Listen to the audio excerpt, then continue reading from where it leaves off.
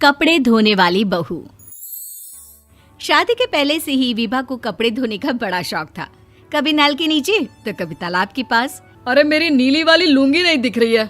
विभा की अम्मा, कहाँ रखी है लुंगी? अरे वो तो विभा ने परसों ही धोकर रखी थी आपकी अलमारी में, देखो वहीं होगी। वो ना मैंने आज धो दी, मुझे लगा कि गंदी हो गई होगी।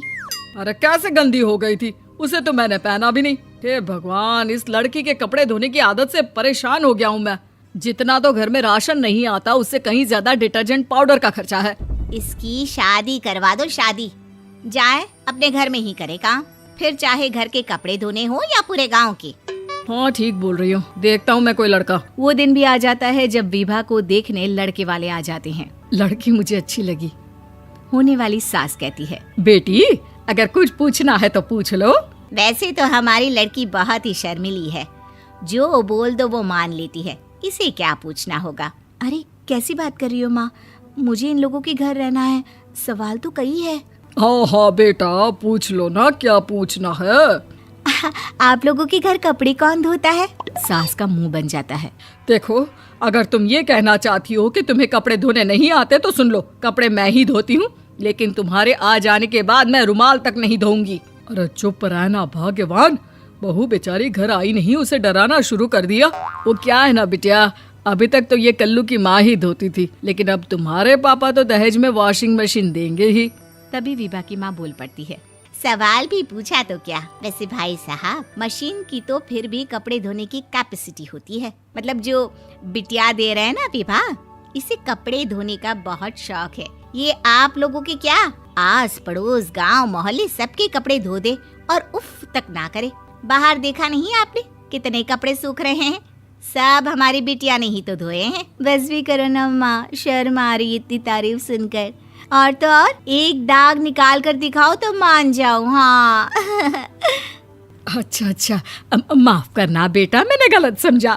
हमें तो रिश्ता बहुत पसंद है। और ऐसे जुड़ जाता है रिश्ता कपड़े धोने का शौक रखने वाली विभा का। उसकी शादी हो जाती है कोयला फैक्ट्री में काम करने वाले कल्लू के साथ। शादी के बाद अचानक विभा चिल्लाती हुई सास के पास आती है। सासू माँ, अरे सासू माँ कहाँ है आप?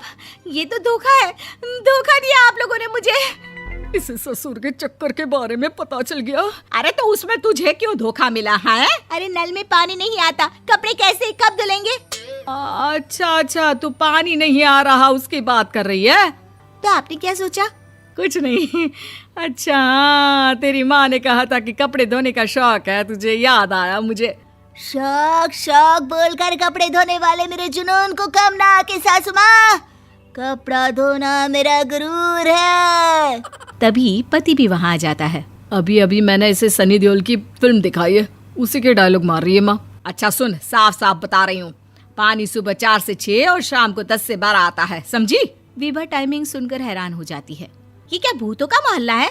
सुबह 4 बजे उठकर कौन कपड़े धोता है? 4 बजे टंकी में पानी जाता है, फिर सारा दिन धोना ना, किसने मना किया?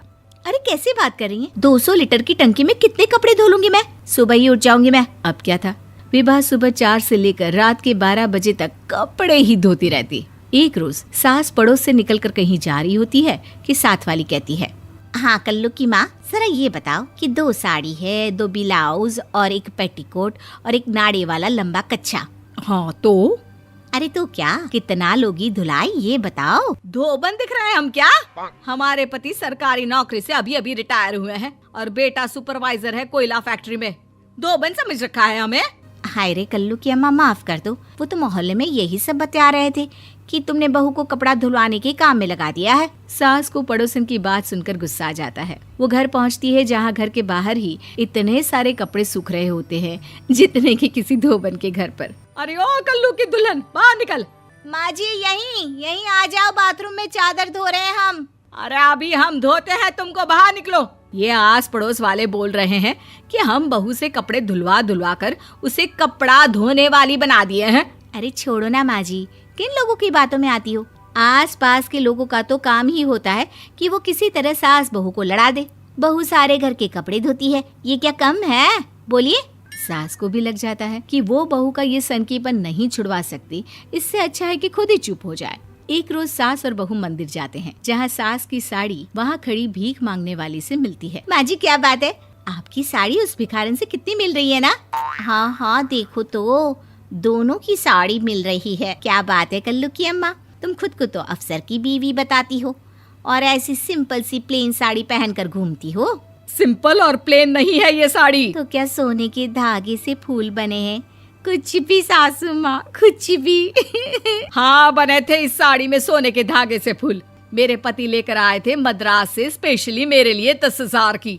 ताहे भाई साहब इस भिखारन के लिए भी सेम टू सेम साड़ी लेकर आए होंगे 10,000 की। सास उस वक्त तो कुछ नहीं कहती, लेकिन बहू के साथ घर आती है और अलमारी से एल्बम निकाल कर लाती है। ये साड़ी देख रही है, ये वही साड़ी है जिसे मैंने अभी पहना था। इस साड़ी में ये जो चमकदार फूल दिख रहे हैं ना, ये सोने के धागों से काढ़े गए हैं। लेकिन तू लोकल वॉशिंग मशीन ब्रश से घिस घिस कर सारे फूलों को निकाल कर साड़ी प्लेन कर दी। मुझे माफ कर दीजिए सासू माँ। और तो और, जब मैंने तुझे तेरी गलती के लिए कुछ नहीं कहा, लेकिन तूने तो सबके सामने मेरा मजाक ही बना दिया। क्यों? बहू को समझ में आ जाता है कि अब से उसका कपड़े धोना बंद।